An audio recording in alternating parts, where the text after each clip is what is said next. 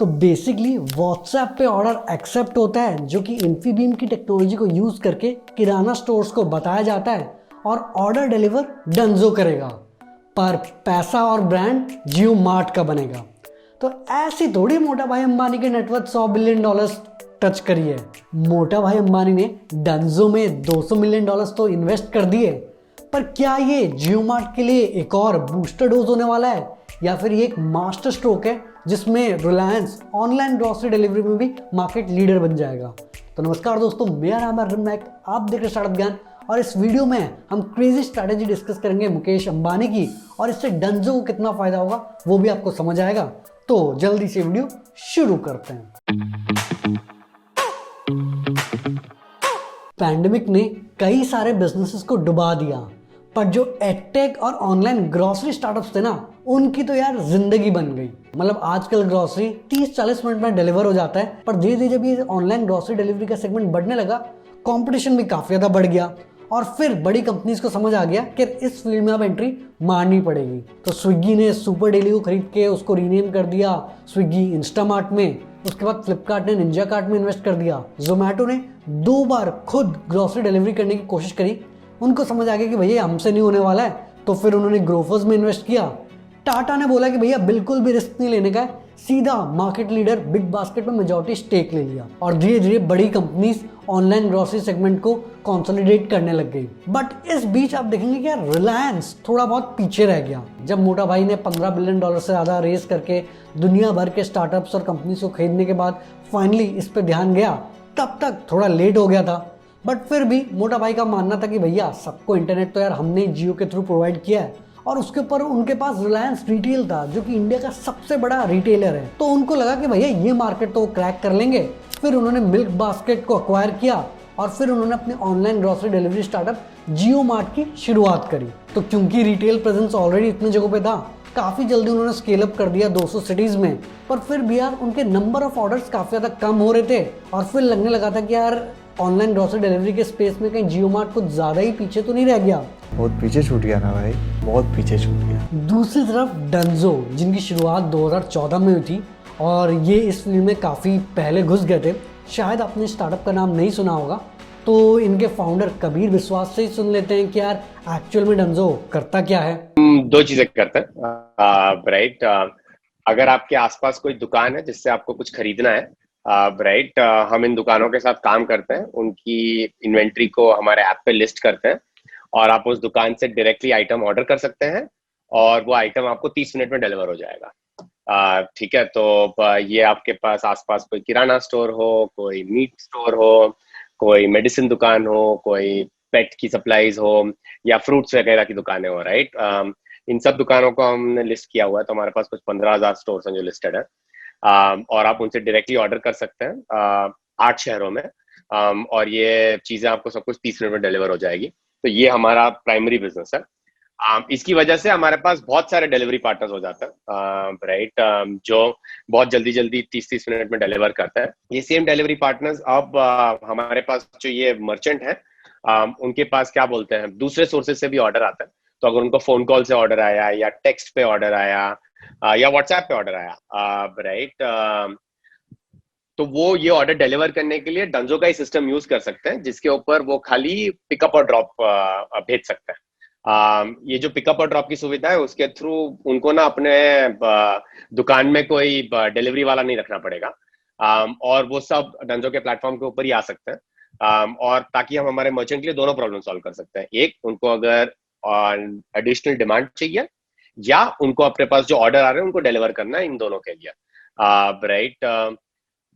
ये दोनों के अलावा हमने जो ये डिलीवरी वाली सर्विस है, अब वो यूजर को भी अलाउ करना शुरू कर दिया है, जहां पे अगर कंज्यूमर को क्या बोलते हैं, सपोज आपके घर से कोई टिफिन भेजना है आपको, राइट, या आपको कहीं एनवेलप भेजना है, तो लोकली अगर आपको कोई चीजें कुरियर करनी है, तो वो भी आप ऐप के थ्रू कर सकते हो। तो मोटा मोटा 3 चीजें, ये 3 चीज के ऊपर आप ज्यादातर सब कुछ ही 30 मिनट के अंदर हो जाता है, राइट। तो थोड़ा सा इंस्टेंट है, सेम कि अगर आपने मांगा कुछ तो वो आ जाएगा, और इंग्लिश में उसको डन करना बोलते हैं, तो नाम इसका डंजो है। पर इसके लिए पूरा लॉजिस्टिक्स नेटवर्क बिल्ड करना पड़ेगा, और इसमें खर्चा बहुत ज्यादा लगता है, और डंजो को फंडिंग रेज करने में काफी ज्यादा दिक्कतों का फेस करना पड़ा। क्या दिक्कतें हैं वो भी हम फाउंडर से सुन लेते हैं। आई थिंक फंडिंग राउंड ना अर्नब कभी भी इजी नहीं होता। आई थिंक बाहर से दिखता है, राइट। आई थिंक मेहनत सभी करते हैं, सभी को ना उतने ही सुनना पड़ता है, राइट। हमको शायद थोड़े कुछ ज्यादा सुनने पड़े होंगे बिकॉज हम बहुत कॉम्पिटिटिव स्पेस में, बट आई थिंक घूम फिर के अगर आपका कंज्यूमर आपको चाहता है, राइट, और बोलता है कि तुम ना, मैं तुमको अगले हफ्ते भी यूज करूंगा, राइट, एंड अगर आपके पास उतना स्केल और अगर आपका इकोनॉमिक्स चल रहा है, आई थिंक हम एक ही चीज ला सकते हैं रोज, हम ना रिलेंटलेसनेस ला सकते हैं रोज काम में। सही कह, मैं उस कंज्यूमर के लिए तो नहीं गिव अप करूंगा, राइट। तो उसके लिए 80 लोग ने ना बोला है तो क्या हुआ, मैं 1000 लोग के पास भी जाएगा मांगने के लिए, सही कि हमारा कस्टमर बोलता है कि हम बहुत अच्छा और हमारा इकोनॉमिक्स भी चलता है। इसके बाद बीच में ऐसी भी खबर आने लगी कि शायद जोमेटो डंजो को अक्वायर कर लेगा, पर फिर ये डील भी हो नहीं पाई। और खुद से एक बार जब गूगल से फंडिंग मिल गई डंजो को, उन्होंने 7 सिटीज में एक्सपैंड किया, बट मेजर मार्केट उनका बैंगलोर ही है। और चाहते तो यार वो दूसरे सिटीज़ में एक्सपैंड करना भी है, बट क्योंकि डिलीवरी नेटवर्क मेंटेन करने के लिए बहुत ज़्यादा खर्चा करना पड़ता है, प्लस जब आप नए सिटी में जाते हो तो आपको सारे किराना स्टोर्स और दुकानों से पार्टनरशिप करनी पड़ती है और उसमें भी काफ़ी ज़्यादा पैसे लगते हैं। तो इसकी वजह से ये अभी तक 7 सिटीज़ में एक्सपैंड कर पाए हैं। अब दूसरी तरफ मोटा भाई ने रियलाइज़ किया कि यार ये जो ऑनलाइन ग्रॉसरी के फील्ड में ना वो थोड़े लेट हो गए। मतलब उन्होंने जियो मार्ट बना तो दिया, बट ये ऐप डाउनलोड करने के लिए बहुत ही ज़्यादा खर्चा करना पड़ेगा, प्लस टाइम भी लगेगा। दूसरी तरफ उन्होंने देखा कि यार हमारे कॉलोनी के आसपास के जो ग्रॉसरी के दुकान है वो व्हाट्सएप पे ही ऑर्डर ले रहे हैं। यहाँ पे उनको आइडिया आया, उन्होंने सोचा कि यार क्यों ना हम जियो मार्ट के ऑर्डर भी व्हाट्सएप पे ही ले लें। और कर तो यार वैसे भी वो नॉर्मल डील सकते थे, बट उन्होंने ये सारी चीज़ें करने के लिए फेसबुक से फंडिंग भी रेज कर ली। फेसबुक ने अराउंड $5.7 बिलियन इन्वेस्ट किया 9.99% स्टेक जियो प्लेटफॉर्म्स के लिए। अब इससे फ़ायदा ये हुआ कि यार लोग पूरा दिन तो यार व्हाट्सएप पे ही होते हैं, प्लस व्हाट्सएप यूज़ करना सबको आता है, तो ऐप को यूज़ कैसे करते हैं वो सिखाने की उनको ज़रूरत नहीं है। अब ये तो यार पहला मास्टर स्ट्रोक हो गया। दूसरा, उन्होंने देखा कि यार उनका बहुत ज़्यादा रिटेल प्रेजेंस तो है और वहाँ से वो डिलीवर भी कर सकते हैं, बट जो दूसरे स्टार्टअप्स हैं जैसे कि बिग बास्केट ग्रोफर्स, ये इंडिया भर में अपने डार्क स्टोर्स खोल रहे हैं और इसलिए कस्टमर्स को बहुत जल्दी डिलीवर कर पा रहे हैं। तो यहाँ पे फिर मोटा भाई अंबानी को लगा कि यार यहाँ पे अगर हम फिर से हर जगह अपने डार्क स्टोर्स खोलेंगे, अगेन बहुत ज़्यादा खर्चा, बहुत ज़्यादा टाइम लगेगा। और यहाँ पे फिर उनके पास आइडिया है कि यार इंडिया में तो हर जगह ऑलरेडी किराना की दुकान है, घर से आधे 1 किलोमीटर दूर के पास इन दुकानों के पास सारी चीज़ें होती है, तो क्यों ना हम इन्हीं किराना स्टोर्स के साथ पार्टनरशिप कर लें। जो हमारे पास ऑर्डर आएगा हम ये किराना दुकान को दे देंगे और फिर वो खुद से डिलीवर जल्दी कर देंगे।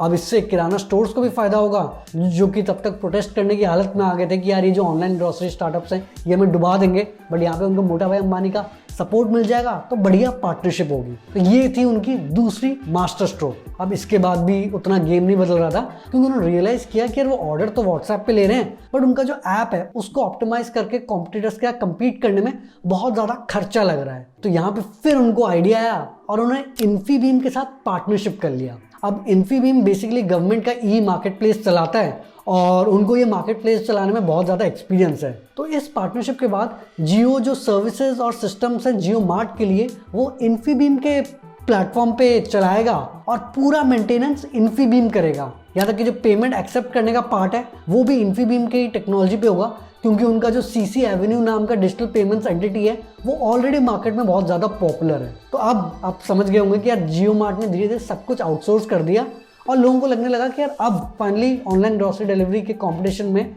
जियो मार्ट फाइनली एंट्री मार लेगा। बट ऐसा फिर भी नहीं हुआ, क्योंकि किराना स्टोर्स के साथ उन्होंने कोलैबोरेट तो कर दिया, पर किराना स्टोर्स इतने एफिशिएंटली डिलीवर नहीं कर पाते थे जितना ग्रोफर्स और बिग बास्केट करते थे, और इसीलिए कस्टमर एक्सपीरियंस थोड़ा बहुत ख़राब हो रहा था। अब मोटा भाई ने सोचा कि यार इतने डिलीवरी लोगों को हायर करके उनको संभालेंगे तो पहली बात इसमें भी बहुत ज़्यादा खर्चा होगा और टाइम लगेगा। तो यहाँ पे फिर उनके पास एक और आइडिया आया और फिर उन्होंने सोचा कि क्यों ना हम डंजो में इन्वेस्ट करें, जिनका इस फील्ड में बहुत ज़्यादा एक्सपीरियंस है, उनका खुद का ऑलरेडी डिलीवरी नेटवर्क है और उन्होंने इतना ज़बरदस्त सॉफ्टवेयर और एल्गोरिथम बनाया जिससे कि इस डिलीवरी नेटवर्क को अच्छे से यूटिलाइज किया जा सकता है। क्योंकि बैंगलोर में तो यार वो सामान 19 मिनट में डिलीवर कर पा रहे हैं। और इसके बाद उन्होंने $200 मिलियन इन्वेस्ट किए डंजो में 25.8% स्टेक के लिए।